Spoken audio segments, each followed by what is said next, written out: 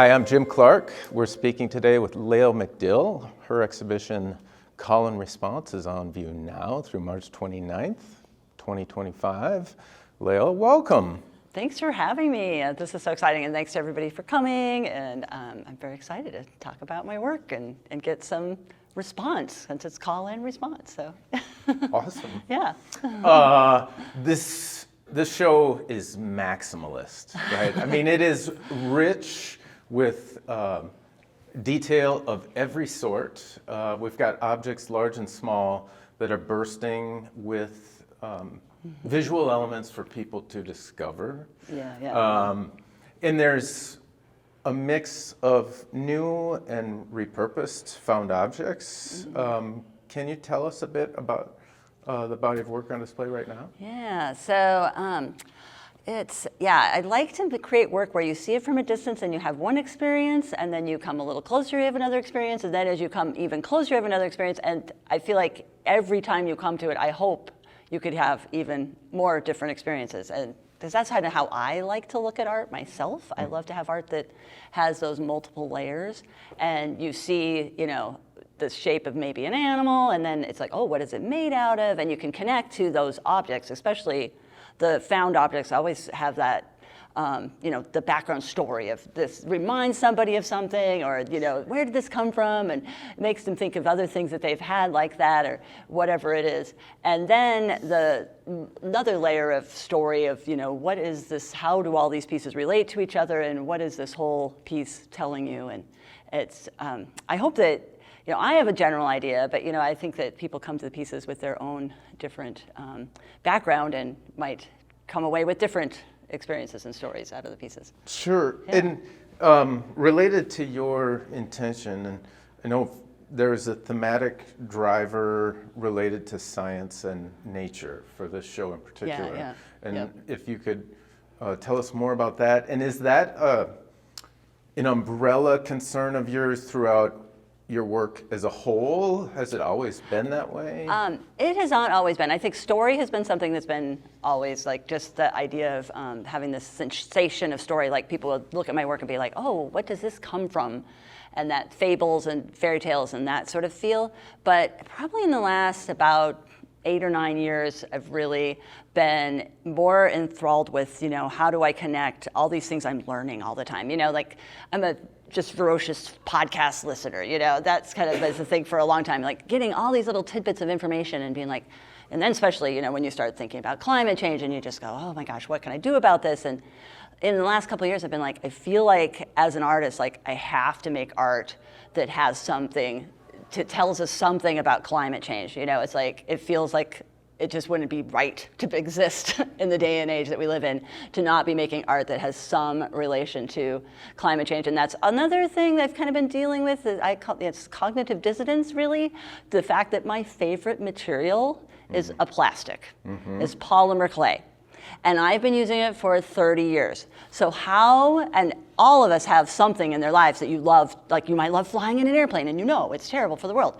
All these things that we're like, how do we deal with this, And you really I still love squishing that colored clay in my hands. Yeah. And how do if I can make art that can relate to nature and climate change and things to kind of have more of a connection and story to that, maybe that's like I'm buying my carbon offsets. What do they call offsets? Yeah. and using the mixed media, like repurposing styrofoam, that's going to last a billion years. And just how do I kind of exist as an artist in this time period? Do you have a goal to be somewhat carbon neutral in a work, like a certain proportion of repurposed material and new material? Does that feed in, or is it more intuitive? And more? It's more and more. Like, I'm more and more looking at all the things I'm using and being like even for the piece about food waste, I had to go buy paper plates, and I felt bad just buying but I was like, oh, this is the idea, and You could ask people for used paper plates. Could have and some of the napkins were from the opening. They could have been used. So it would add another element. Sure. But a lot of I'm thinking more and more about just everything everything that I'm throwing away and everything that is out there. Like I try not to collect too much things. I don't, when I don't know specifically what it's going to be used for.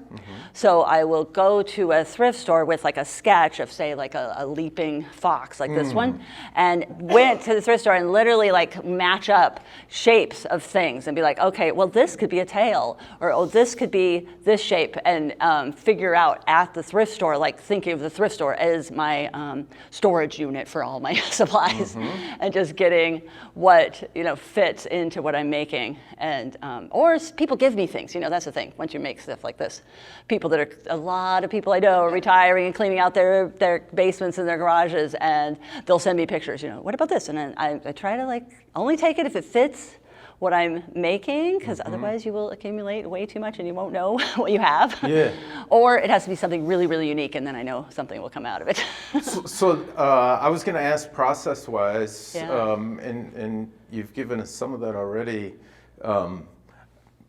I wondered, looking at them, if you encountered found objects out in the wild that inspired the work, but it sounds like primarily and maybe exclusively, you've got a strategic plan. You kind of draw out the shape that you're looking for, and then you're plugging in pieces that fit a preconceived vision. Yeah, mostly that's how it is.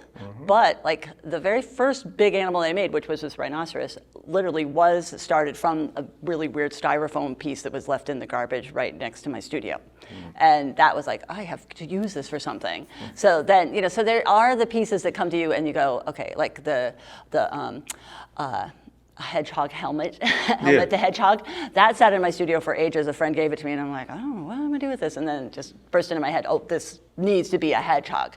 So, sometimes it's the objects telling me, but more and more I've been, and it's kind of funny how things sometimes come to you, like the beaver.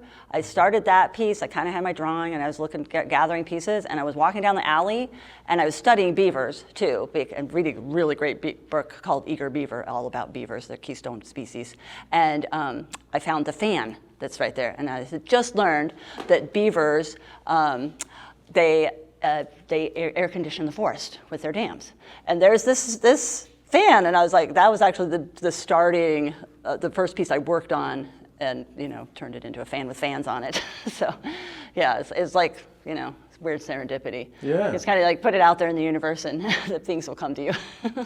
Have found objects always been important to your process and your work? Yeah, that's a really good question, because I've been a full-time artist for over 30 years. And my first coming out of art school, I started doing a lot of sculptural things and fabric, and I did a lot of found fabric, like old prom dresses and other things, and just a little bit of clay here and there, and sculptural pieces, a lot of fabric wall pieces. I actually had a show here in 1999 when you guys first were open, with these giant quilts and things. And then I had babies, and it made it really hard to sew because and paint, which was one other thing I was doing with babies on my lap. Yeah. And so I switched over to much more clay. And for about probably 20 years, I was getting more and more clay, and I had my studio was kind of got smaller too.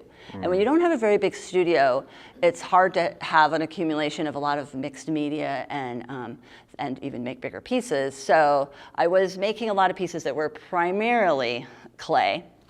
And then I got a bigger studio. Polymer clay, yes.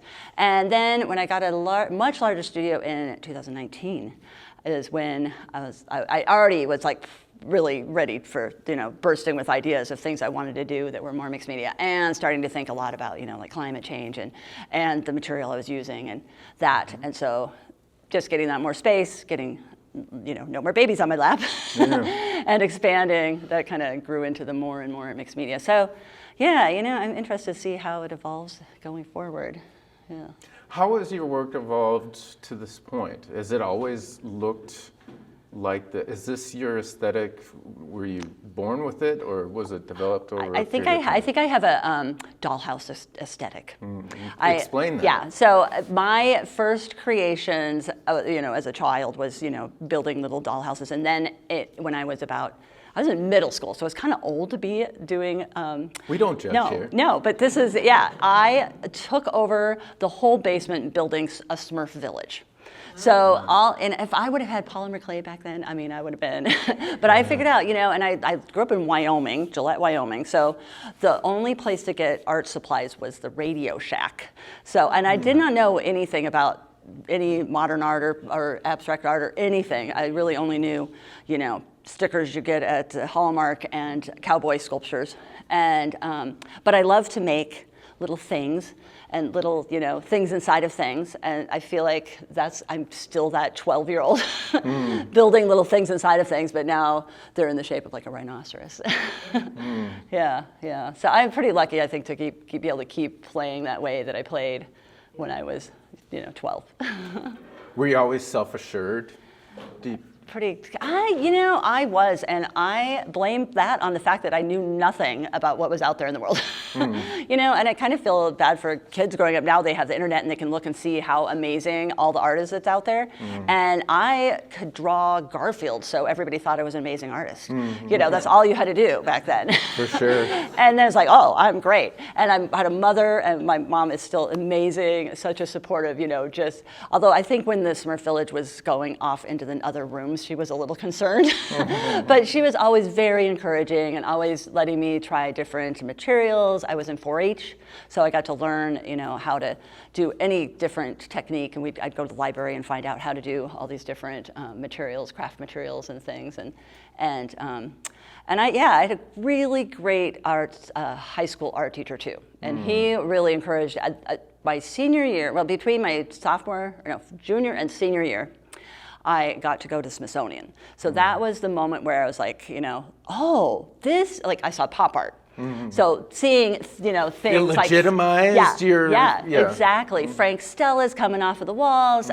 Red Grooms, I don't know if you guys know him. He did these amazing, kind of flat pieces, but they'd be dimensional, and painted scenes of New York City and stuff. And that was just like, and oh wow, this is actually art that I could really get into. And my whole senior year, I got to do just like independent study almost half of the day, every day. And just some of the art, sometimes I still think I'm like always trying to be as creative as I was back then. So, and to have an art teacher that really encouraged it. Really is that a challenge? To what? To be as creative, to keep going. As you feel like you were then. Yeah, well, I think it can be in the sense, especially being a professional artist, where you're like, oh, I need to make something that maybe somebody will buy. So you kind of have that level of, or how am I going to haul this around, and all the reality, that you have to deal with, and that's so going back and trying to think still like the in high school where I didn't think about, and that's what's great about showing in a space like this, because when I do shows in art centers, which I've been really lucky that I've done art center shows since 1993, and anytime I have this big space to just do anything, I don't think about what its life is going to, the art, where it's going to go from here. Maybe it will go to another show, maybe it'll be done, who knows. And what other activities do you engage in where maybe you have a different lens that you evaluate or prepare for? Like you do art fairs. Yes, right. And so that's a different type of. Yes. How do you approach that differently? Yeah, exactly. Like I kind of do have these dual personality sort of going on, because I do the art center shows and I do art fairs, so art fairs, I am thinking a little more about who is going to buy this, and but the trick with that is, if I will do things in like a series or like a sort of production of a certain, like teapots. I've been making teapots for a while, but when I'm done, and I might be done, I only have one teapot that's waiting to get decorated, and I might not make any more teapots. So is that right? I might not. I mean, there are things you just get done. You're like, oh, I think I want to move on to other things. So you have to listen to that. Like, even if it's something super popular, which I've definitely had over the years, come up with like some little product that just can sell like crazy. And when I'm done, it's just, you got to be done. I mean, you're just torturing yourself. So, but yeah, I kind of balance it with, a lot of times it's winter and summer, the series of, like in the winter I'll be, getting work ready for larger exhibits like this, and then summer comes and I'll just kind of, go from show to show, Sure. try to keep up. And you feel like that real kind of call and response, feedback back and forth from the people that you're meeting at shows, and they're giving you ideas, and go back the next week and you might make something that somebody And says. you weigh what they have to say. Yeah, I love to get feedback and inspiration from What's customers. been the most Yeah. significant bit of feedback that really made you think about the work differently? That's a tricky one. That's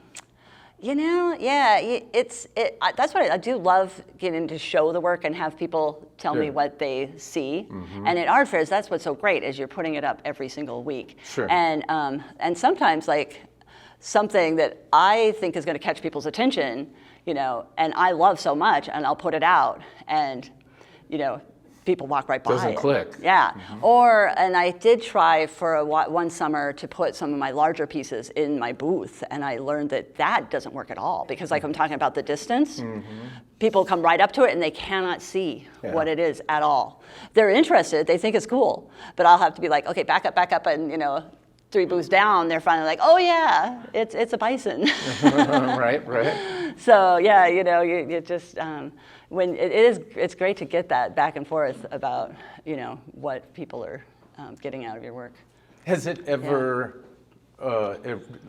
when you say that there are the things that you really think are working great, and then they don't click with viewers, does that shake your confidence in it at all, or you just kind of shrug it Sometimes off? it's like, I know I got to go back and I got to figure it out. Yeah, this piece that we're standing right in front of is a really good example. I actually had it at a show in Ohio in a completely different pose, and people could not see the fox at all. They were literally seeing a fish. Which that was like, okay, it's okay if you see maybe like a dog or something, but you're seeing like totally different. Cross-species confusion. Yeah, and I was like, that's not what I'm trying to, it's supposed to be about like, the connection between carnivores and the environment and all this, and it's like a fish is not the right, what I'm shooting for.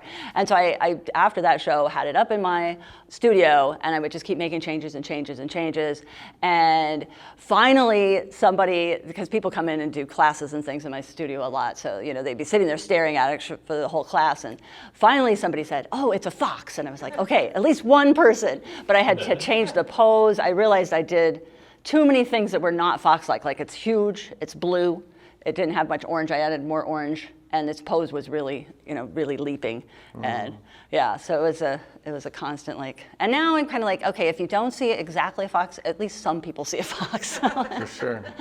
Yeah, so that can be kind of tricky with what I'm doing right now, because your brain, when you're creating something, I could see it, and it's so hard to not see and put your brain into what the other people's coming to your work at, Yeah, it wasn't until like one day I actually came into my studio and I saw the fish that they were seeing, and I was like, oh, they see that part as an eye. Took that part off, and Did that provide you opportunity? I mean, I don't think there is a big fish, but did you consider making? Could happen. I think making a fish would be really easy. Fish and birds are really kind of easy. I feel like I'm challenged. Definitely doing these animals in this really unusual poses is very challenging. So it's good to challenge yourself. For sure. In your space, how far do you have to get back to like really take it in? Yeah. I think luckily I have a pretty big studio, so I have now I'm in a new studio than what I created most of these big pieces in. So my newer space, it is a little trickier. You can only really get like 30 feet out, but yeah. But 30 feet? Yeah, that's still pretty good. Yeah. It's not like right in an art fair booth where you're like right there, 8 feet or less. And the large works are for sale. Now, from a practical standpoint, they're assembled of multiple individual objects. Yep. Do you install for a collector? Yes. So I did sell a life-size giraffe, and it was really very challenging to install because they put it in. It's a really cool space. It's like an old barn that she turned into like a community art loft for people to come to. And Where's it at? It's in Clear Lake, Iowa. Awesome. And it has this and where I hung it had a little like kind of walkway right around where it got hung. So it got hung way up high, and I could get most of it, but the head, I had to climb up I don't know how high. It was probably like almost 3 stories ladder to put the head on. So that was pretty nerve-wracking. But yeah, that was pretty cool. So I was really happy to know that it's going to be in a place where a lot of artistic people will come and see it and experience it. Yeah. I think the question that I've heard most is about the polymer clay elements and the process there. Yes, Could yes. you describe Yes, that and process? I brought some examples because it's so hard to just talk about it. Yeah. Because I'll say, oh, I make it really big and then I make it small. So luckily I've got this guy, he doesn't have a tail yet, but a little otter. But you can see how all the colors go all the way through. And I made his head before I made the rest of his body. So I didn't draw the head, so I was just making that up out of my head. But I just kind of will match it up with a drawing and figure out. So it's like a 3D, 2D. Stacking rods. Yep, rods of colors. Building it, it'll be about, maybe some of the really detailed ones be like paint can size. I'm trying to get myself to make them not quite so huge. It's really hard to stretch them out. And you get a lot of it. So it'll be rounded out, and I'll fill it in with more little rods of color. This is the millefiori, means 1,000 flowers in Italian, ancient glass technique, which I'd love to try it in glass someday. That'd be really cool, except I don't know, I'd not be able to touch things would be hard. So you can kind of see, this one's getting sort of mushy, but it was a whole big giant butterfly, and this one probably was about the size of a paint can. And then I will squeeze and squeeze it. This one, I worked on squeezing for about like 8 hours because the clay was really hard. So it's not a rolling. You don't really roll it because that'll distort it. Once it gets generally out, you can kind of roll it, but you can see how it goes from that really big down to really little, and I'll get like 10 to 20 feet. And that's why if you look, you can probably see, the same designs scattered about different places. So, yeah, and I always say it's like I have a palette of pictures, so a lot of times when I'm going to create something, I'll kind of put together, I'll pull from all, and some of the pieces will be even like, I probably have some clay that's like 20, 25 years old. That just there's a little bit of it. Yeah. Yeah. So I'll be like saving it until the moment when I really, really need it. Then when it's gone because you'll never be able to recreate it again. For sure. It's just not going to happen. So yeah, Can it's we magical. pass those around? Oh yeah. You guys want to check it out? Give it a little squeeze if you want to. It's pretty hard. I could use a help. Has anyone ever tried it before? Yes, yeah. The refrigerator cookies. I did this last Christmas too, and I did the chocolate and like a lemon flavor, and made little faces. That was really interesting. How and where did you learn the technique? Well, I saw a little bead in a bead shop, and I still remember it was a little giraffe in probably like 1993, because I just graduated art school. And I was like, how did they do that? And I tried to go back home to I had a little bit, I don't know how I knew that's what the clay was, but no YouTube somehow, tutorials no at this YouTube, point. not People even, were no just, entertainment at all. Yep, tried to do it, couldn't. I was like, I don't know what they do. And then they came out with this little kid's clay book that came with clay on the side, and I was a poor starving artist, so I didn't buy the book, but I just opened it up to the book, to the page. I really needed the information, big, small, just that one little picture, big, small. Oh, duh, light bulb, Went back to my studio, gathered all the clay I had and made. I didn't start very simple though. I started with a ballerina gorilla, because why not?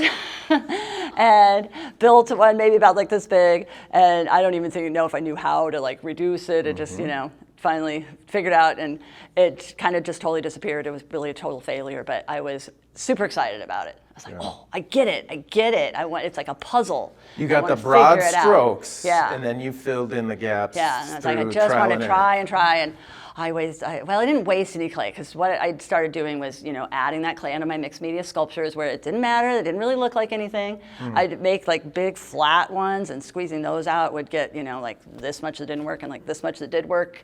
But it didn't have to really look like anything, because I'd use it, in sort of hidden spots on my sculptures, and to be like, oh, swashes of color, and see what color it makes when you just mix it all together.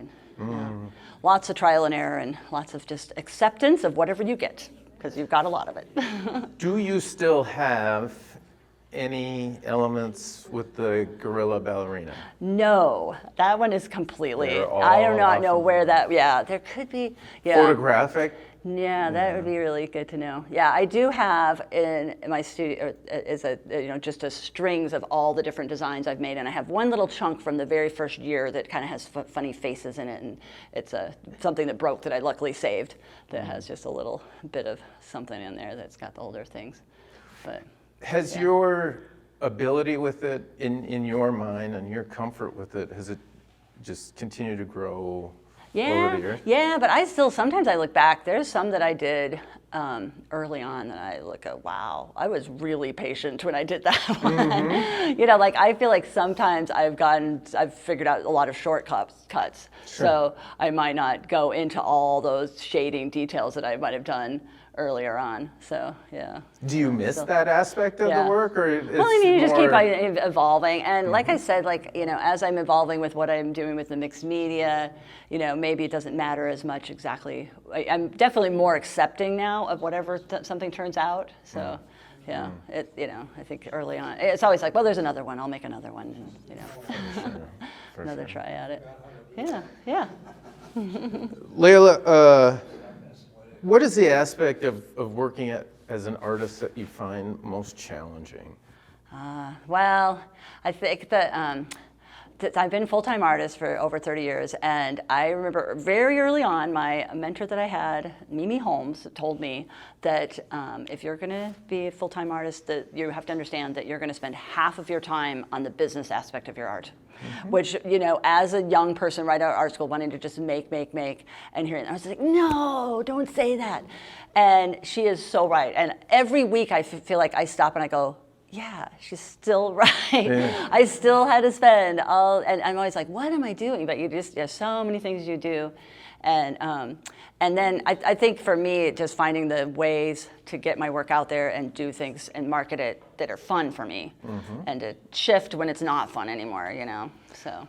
Well, and those activities, they have changed over the years. Yeah, so no doubt. Early on, that half time working on the business end of it, what did it look like? It was with slides and sticking little stickers on all the slides and putting together slide packets and sending them out to art fairs and art centers, and just not knowing how even the slide really looked. I luckily had a slide projector, so I could just see them, but it was all those days.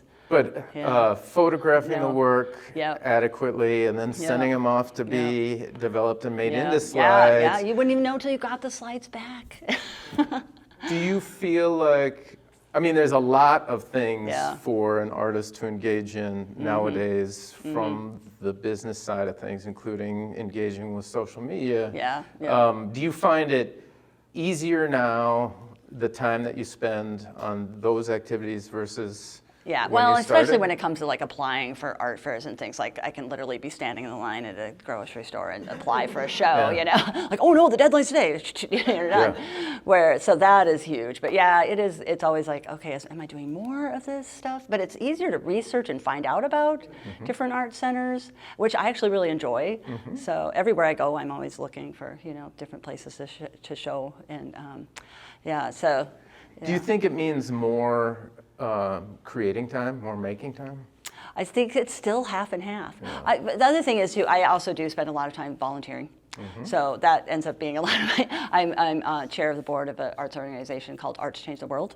So that I know that gets to be a lot of emails, but that's my interaction. That feeds my work. It's totally part of, a lot of the work that I'm doing now is because I'm part of that organization. The Device Monster was a piece made for that very first show, and we were encouraged to go and meet with somebody that was an expert on the topic we were talking about. It was about persuasive devices, and I met with a technology integrationalist from a school and had this great conversation, and that piece came out of that. So, if I wouldn't have been involved in that, or in Art Change the World, and all of this wouldn't probably exist. So it all feeds, I don't think it's possible, especially for me, to just go to my studio and just work and make things. I have to have that, experience with the volunteering, and even when it comes to the business part, you are still interacting with your customers and getting, Sure.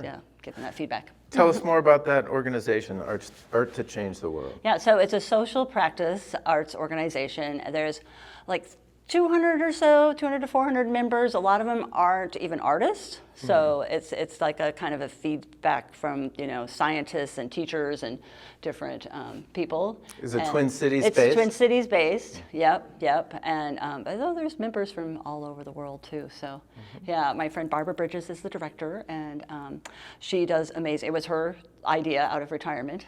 And she kind of looped me in. I met her with WARM, Women's Art Resources of Minnesota, that doesn't exist anymore. But that's where I had my mentor. I mean, all these things, like, they were very important for me to become the artist I am now.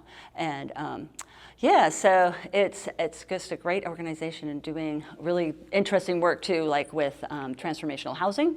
We actually sold artwork to a place called Restoring Waters, and all of the people that moved in there got a piece of art for free. So the artist got paid, and the people got to take a piece of art to keep.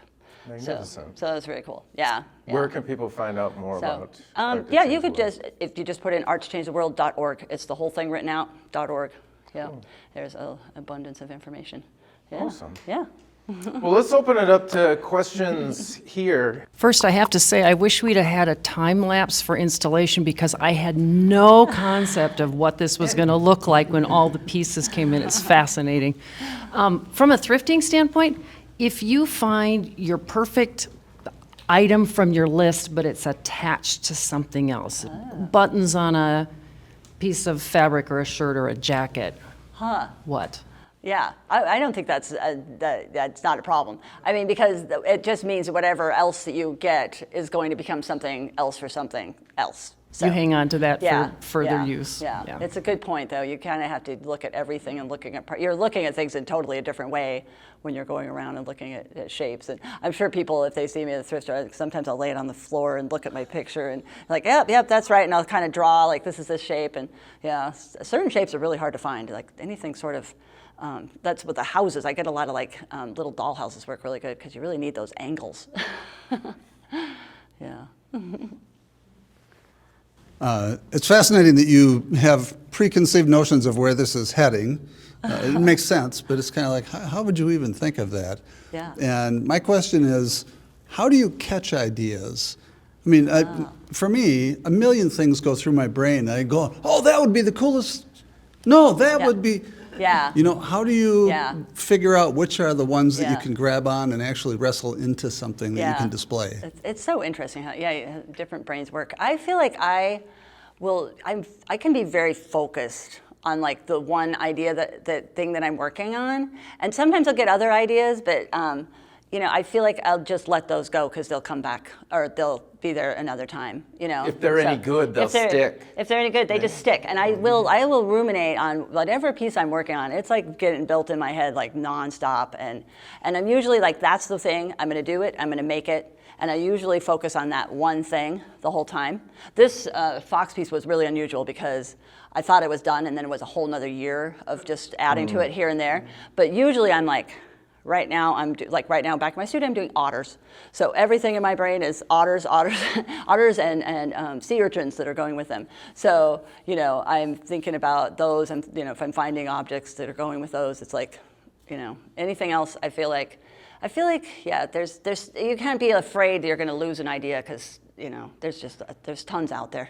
Those keep coming in. Do you keep a sketchbook or a record of ideas at all? I tend to, I do. I sketch a lot, and I love doodling and sketching, and I have lots of sketchbooks. So if I ever do get to a point where I'm like, I don't know what I'm going to do next, I could just open up the sketchbook. And some of my pieces actually that are in this show are from a series I call the Scribblescapes that started with little scribbles made by my nephew in my sketchbook, and then I doodled all over them and turned them into sculptures. So that was a different approach, from the found object was literally a scribble. So, but yeah, it usually like the bigger pieces, I kind of lay out the animal or whatever it is, and then take a photo, and I'll kind of go back to the photo because I'll move everything around. It won't just stay there the way it is. But yeah, it's I do a drawing like of the animal, that like I said that I'll use kind of as a starting point. But yeah. So usually, I'm not like the person that wakes up in the night and like, I got to write that down, because I feel like once I get it, it just keeps going around and around in my head. It doesn't go away. All right. Yeah. At least not yet. Maybe I have to start worrying about that as I get older. Yeah. I'm going to ask you to go back to high school. Oh yeah.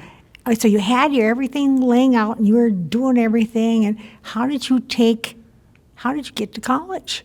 Oh, good Who? question. Yes, good question. I'm glad you brought that up. So, this is an interesting point too, because I went to the Smithsonian. I saw all these artists, but I never thought, oh, I could do that. I always kind of wonder if it could have a little bit to do that, like they were all men, like there was not, any women artists. I always wonder how much that affected me, but I thought, oh, no, this is not a way you can't make a living doing this. So what's something I do know? I love children's books, and I love illustrating, and I like writing and illustrating children's books. So I actually thought, that's what I'll do. I'll go to school for illustration. But still, being in Wyoming, nobody knew about art schools. So I was really lucky. I ended up going to Casper College, a community college, just like 2.5 hours away from my house. And I had an illustration teacher who knew about Columbus College of Art Design in Ohio, anybody that was somewhat successful, she could pretty much put a good word in and you could get a scholarship. So I got my 2 years done for very cheap, $500. Actually, I had a full ride scholarship of $500 a semester, or a year probably even.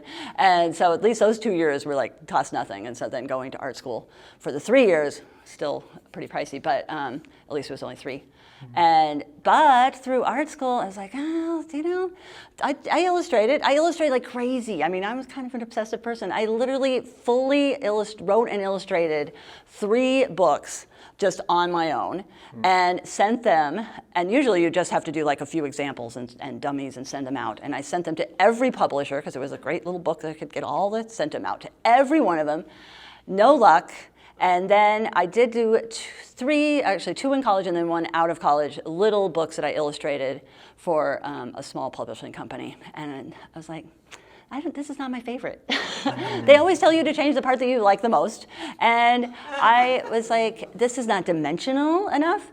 And what I really loved the most in art school was a thing called color wheels, where we went around, usually with found objects and stuff, to parks and to old folks' homes, retirement centers, different centers, and did projects with the community. And that was my favorite. I did that. I was eventually, by the time I left, I was practically running the whole program. And that was the most fun. And getting out of art school, I did 1 art fair in school that I made $1,000 in 1 day, and my rent was only $100. So I was like, oh, maybe people will buy things. And I got super lucky. Back home, I did a show at the beautiful Camplex Art Center that they have out there. Gillette, it's a coal town, so they have a huge, brand new art center. I got to have my first solo show right out of art school in a space probably this size, maybe a little bit bigger even. But that was like, oh, I can do this. People bought work at that. People bought work at the art show, at the festivals, and it's not like it was like smooth sailing every single time. That was my question. Was Still it just like this? No. Then I found out in the winter nobody buys anything. I remember doing art fairs in March, and I had 3 in a row. One was 1 day of like a Saturday, and one was Sunday, so it was really hard because I was driving all over Ohio. And I made $18 at each one. And I learned, don't do art fairs in March in Ohio. So yeah, you get a lot of ups and downs, but make it work. For sure. Yeah. Okay, hi. And I'm really interested, I've done pottery for 18 years, but high fire. And does the polymer, does it have to dry on its own? And good question. Because we had to use glaze, and we have to use glaze. Yes. So I don't know that much about polymer clay. And how does it work? So it is basically a colored clay. Right. It's basically a plastic, and it does not dry out at all until you bake it. So I literally have some chunks of clay from, way early on. When I moved my studio, I even found like a drawer full of things from probably 1999, maybe even. And Still it's viable? Still somewhat. It's hardened a little because it wasn't really wrapped. It got dusty because the dust can actually harden it. But I was able to kind of get it going and could do a couple slices. So yeah, and it just bakes in a regular oven at 275 degrees. So Oh, regular oven. Just a regular oven. Oh, It okay. turns Yes, very because hard. I've seen it, but Yeah. I thought it air dried. But when I Yeah. felt your piece, I go, oh no, no, this is and it's very sturdy. When Yeah. I first started using it, everything had to be like, I would do like a little clump like this, and that'd be what you couldn't have something sticking out, because it would just Right. break right off. So Right. everything had to be very condensed together Condensed, and right. very delicate if it did have anything sticking out. But now that's You really learn strong. through the process. Well, and they've Everything you do. improved. They've improved the material. Oh, have they? So it's way, way sturdier. Oh. Yeah. That's Yeah. good to know. For sure. Related to Arlene's question about the polyclay, like that piece that we just saw, was that a bunch of strands? Yep. Yep. That's all strands. And it of color. hasn't been fired yet? Nope, it's still soft. Yeah, yeah. So what threw me off. yeah, So soft. it's It doesn't air dry. nope. It will never and never air dry. Yeah, in my studio I have a tabletop that's like a plexiglass on the top, and then underneath there's one layer of it's just all scraps. And so there could be sometimes things turn around in there, and I'm like, oh wow, there's a little piece from 10 years ago, and it's still in there. So that piece there, you started with different colored strands? Yep. Almost like that? Yep, that you just have like that. there. Long strips.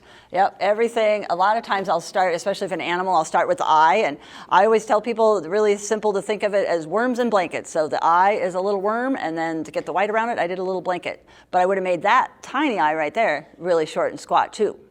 So it's, and I just make one eye and stretch it out to get two eyes. So that's kind of, even the feet I did kind of that way. Actually, you can see on this one I ran out and I had to make another foot. I didn't get quite 2 feet. And the Cut one in half. butterfly here, Yep. is that the same material Yep, pressed all- in there? Yep, but it's all long, like tubes of color. Yep, yep. They make candy with the same thing, and glass, and even a lot of different materials like candle wax, anything you can layer together and slice up. At art fairs, I have people come up to me sometimes and tell me of all kinds of different things that they know the material will remind them of. Somebody was even talking about like microfibers and stuff. They're like, this is the same way. So we if do you it." slice this, Yep. would you see this butterfly? Yep. Yep. That's how Yep. each one of these slices Yep. happens. That's why when you look close, you see like the same little slice over and over again. It's almost like printmaking because I'm getting a ton of it, and I've got all these slices. So the multiple- little butterfly is the same as the big one. Yep. Yeah. Even though it's a little squishy on the Yeah, it's a end little squishy. because it's sort of caved in a little That's bit. really interesting. So it gets smaller as you go through Yeah, here? see, Yeah. it's the same one. It started Manipulates it. That's with what's the same size large, Yeah, and then and- she makes it small by working it. That's magic. It is, It's isn't it? magic. It's magic, exactly. That's what I've kind of learned. When people are like, I just don't get it, I just say, yeah, it's just magic. You It's should a bring it- 30-hour magic trick. You should bring a top. You should bring a top hat. with Yeah, I this. should. For sure. Yep, yep. It's a bit like Yeah. marquetry, right? Yeah. Except that you're not extruding it and making Yeah. it smaller. Which is, Yeah, yeah. So these pieces all break down into so many Yeah. little pieces? Yep, yep. So Yep. how do you transport something? Do you have like It's- boxes it's and boxes? amazing. I And got it. Yeah, people ask me that all the time. My minivan, it can pack it in here. And what was great about this show is I was close enough to do 2 trips, which I had to do because of the big food waste piece with all had a lot of styrofoam. You can't even see the styrofoam anymore because everybody's drawn their pictures. But I had to do two. Usually though, it's amazing what I can put in that minivan. I've got boxes that stack, and everything is just. My dad's an engineer. He was a civil engineer, so I got his packing ability for that. so how many pieces Yeah. would the fox like break the down fox is to? about, I think, 12 pieces-ish. Yeah, most of the animals are around, 10 to 16 or so. And then are Yeah. each piece hung separately? Yeah, and that's then, the other challenge every time I Okay. hang it, especially the bison. That one, every time I hang it, it's just a little bit different because it's got a lot of layering going on and everything. And your work is amazing. Thanks, yeah. You did have a template. I did. For each Yep. piece, a paper template Yep. that you could hang, and then it indicated Yep. where the elements Where the would be nails would hung. Yeah. hopefully end up being, yep. Yeah, and some of those templates are still not perfect. You have to be ready to, nope, that's not, I don't know why. Yeah, it's amazing how it just gets shifted around and, yeah. But yeah, hanging it is a work of art. And it was great to have such great volunteers for hanging it, because it went We got a stellar lot crew. faster than if I was doing it on my own. How often do you change when you're putting it up? I mean, you could say the head is going to go up to this time and it's going to go down this time, and Yeah, well, this one did change a lot from the first time it was hung, but generally it is in the same similar pose that when I hang it. But you never know. Yeah, another piece I don't have here is a heron that's kind of like the heron that's around the corner there, and that one I hang different almost every time, because like birds, like I said, birds look like birds. You know, like it's a lot easier to make sure it looks like a bird, and it has hung all different poses. So yeah, it kind of depends. It can be fun to play with it. have you ever taken pieces from one and stuck it in another? And Not yet. Yeah. I mean, yeah. Actually, the rhino I left at a show, the show that was right before this, and they had a really weird accordion wall, and I said, and the curator hung it, and I said, do whatever you want. And they hung it totally different. Like you didn't see it really. You could sort of see it, but you couldn't really. It was interesting. Yeah. So it's kind of cool. It's like the curator sometimes can be another artist doing their own thing with your art. So I'm curious, you come up with a original vision. How much does that original vision survive when you get to the end? Oh yeah, it's evolving a lot from one. I mean, the basic structure, especially of the larger animals, is generally there, but yeah, even by the time it gets moved from hanging in my studio to the first time it gets hung at a gallery, might be, yeah. Like the piece I'm working on right now is. It's really going to be installation-like, because it's 4 otters. There still might be another otter. I still have to decide. But and it's got all these sea urchins and things. And so I'm still not sure if I want to really plan out exactly where everything's going to go, or just go there. It's going to be hanging at the Phipps Center, and they have a really big, tall ceiling. So I don't know if I'm just going to make it up as I go, or. But yeah, I don't like to think things through too much. You got to have that exciting, like, what's going to happen next? What's going to go in this part? Yeah. Well, you kind of answered this question not too long ago, but I was wondering with all of the works that you do, if nobody, for example, buys your work, what do you do with them? Do you And that's disassemble? the artist's ultimate question. A lot of my pieces, and what is amazing, I have been, 32 years as a full-time artist, I actually don't have a huge stash of really old work. So it does find places eventually. A lot of my fabric work that I was talking about, I actually ended up donating those to an art center. It was like a dance school that had empty walls, and I donated like 4 or 5 of them to them. So they went away, And sometimes, if it doesn't find a home, that's a lot of times I will donate pieces, and give it away, and it hopefully finds a place eventually. And people buy this And then? people buy it, yeah. And that's another amazing thing, yeah. And So that's they really cool. don't like to buy directly from you, Yeah. but they like to buy it secondhand. Yeah, well, they might buy it at, you never know. Yeah, it's kind of cool to think, though, that, my art hangs in a lot of people's houses all over the country. So, Oh, yeah. Yeah, and I have people come up to me at art fairs that have bought pieces from me from 25 years ago or longer, and will totally tell me how, about the piece and how much it means to them in their lives. And I mean, that's like the best, really. And It's the best. I never thought that this beaver I know. that you mentioned I is a remember beaver. When I talked to you, you thought it was a chameleon. Exactly, And I thought, yes. well, it kind of does have that look. But it is one of those things, like if you see one animal when you're further away and you get closer and start looking at more, it's like, oh, maybe it's this other animal. Layl, you had mentioned how the viewer has their experience, and you were open to that. Yeah. Is there is there a line like that you prefer that they didn't cross? Like, did Misha Yeah. cross that line, Yeah, or yeah. are you all right well, with? I think it could be interesting. If, I'm open. I'm not. It is interesting when somebody says that's A and they're so certain. I usually just go with them like, yeah.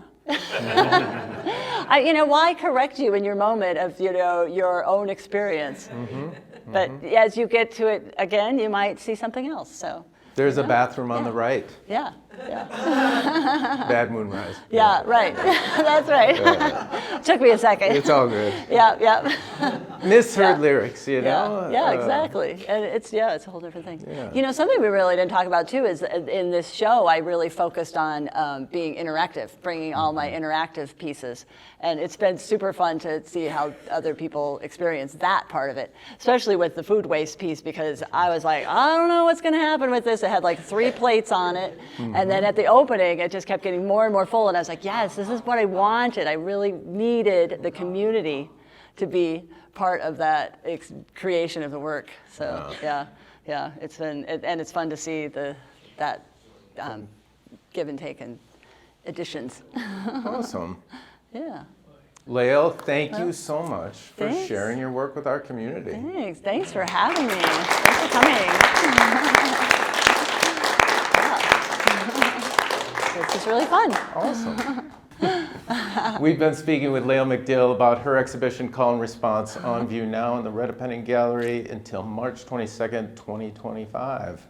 We're out. Thanks. Thank you, Layl.